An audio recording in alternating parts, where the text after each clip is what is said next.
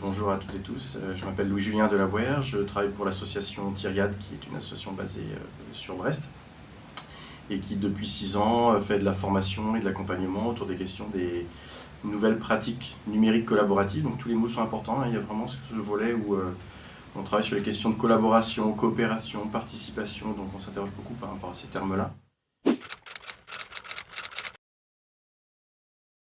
On a beaucoup de structures associatives, je fais partie aussi d'une petite personne de plein d'assauts, où les questions c'est toujours les mêmes, c'est il n'y a plus beaucoup de bénévoles, on a du mal à mobiliser des conseils d'administration, et peut-être que le numérique peut aider à mettre en place des choses un petit peu différentes et donner une autre image de qui on est, parce qu'on va se poser les questions de qu'est-ce que je partage avec l'extérieur.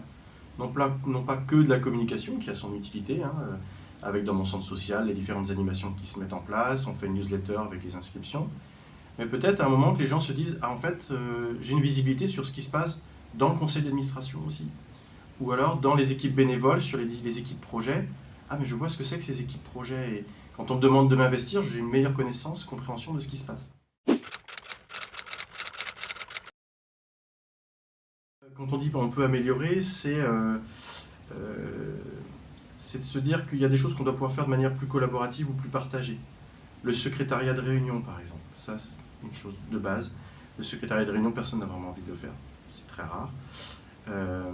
Quand on anime une réunion aussi avec des post-it, la personne qui doit faire le secrétariat de cette réunion. Donc tout ce volet secrétariat, écriture de documents partagés, ça c'est des choses qu'on va aborder. Comment aujourd'hui on écrit des documents à plusieurs, ensemble à distance. C'est comment on va pouvoir organiser des réunions, trouver des dates de réunion à plusieurs, à distance, sans s'envoyer un nombre incroyable de mails pour trouver enfin une date ensemble.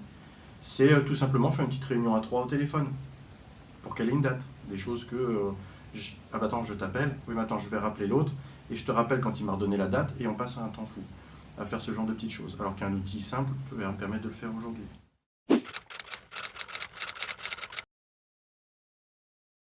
Participer aux formations que l'on organise sur ces volets pratiques numériques collaboratives, ça permet plusieurs choses. La première, c'est déjà d'avoir un temps de découverte.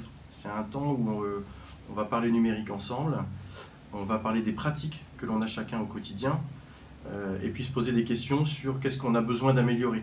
Alors nous, on a une petite idée parce qu'en fait, on travaille avec plein de gens, on voit à peu près les choses, mais c'est important que chaque stagiaire, en tous les cas, puisse nous faire des retours sur ce qu'il a envie d'améliorer au quotidien. Et vous allez voir que vous allez sans doute découvrir des choses que vous n'aviez pas encore imaginées. Il y a ce que vous pensez pouvoir améliorer, et il y a ce que nous, on va vous montrer qu'on peut améliorer. Il ne faut pas avoir peur de s'inscrire aux formations, parce qu'en général, ça se passe toujours très bien. Enfin, en général, oui, on a toujours plutôt de bons échos.